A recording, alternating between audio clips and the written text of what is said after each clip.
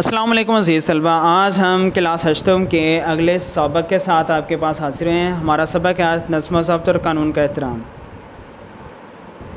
اللہ تعالیٰ نے کائنات کی ہر چیز کو کسی نہ کسی ضابطے کے تحت بنایا ہے، اور وہ چیز اسی ضابطے اور نظم و ضبط کے مطابق چل رہی ہے۔ سورج اپنے وقت پر مشرق سے طلوع ہوتا ہے اور مغرب میں غروب ہوتا ہے۔ چاند کی جو منزلیں مقرر ہیں وہ اس سے ذرا بھی انحراف نہیں کرتا۔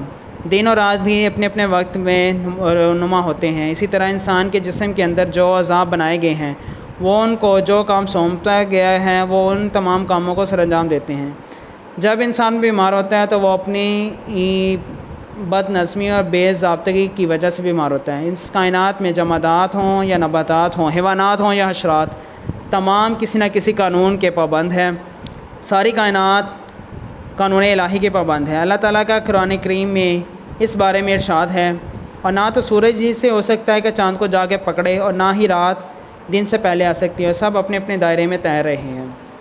مگر انسان جس کو اللہ تعالیٰ نے اشرف المخلوقات بنایا ہے اسے کچھ اختیارات دیے ہیں۔ ان اختیارات کو وہ غلط استعمال کر کے اللہ کے دیے ہوئے قانون کو توڑتا ہے، جس کی وجہ سے وہ خود بھی مشکلات کا شکار ہوتا ہے اور معاشرے کو بھی، دیگر افراد میں کو بھی اس کی وجہ سے مصیبت و تنگدستی محسوس ہوتی ہے۔ اللہ تعالیٰ کی مخلوق میں بعض ایسے اشرات ہیں جن کے اندر بے حد نظم و ضبط پایا جاتا ہے، جیسے چیونٹی جب وہ کہیں اکٹھی چل رہی ہوتی ہیں تو قطار بنا کر چلتی ہیں۔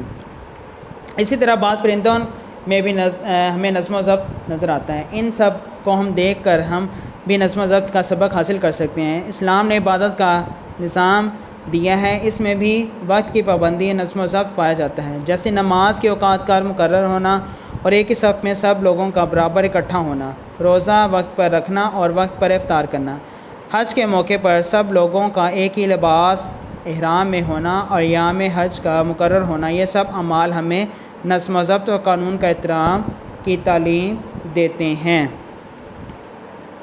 عزیز طلبہ، اس کا جو بقیہ حصہ رہ گیا وہ پھر پڑھیں گے، تب تک کے لیے اجازت دیجیے۔ اللہ حافظ۔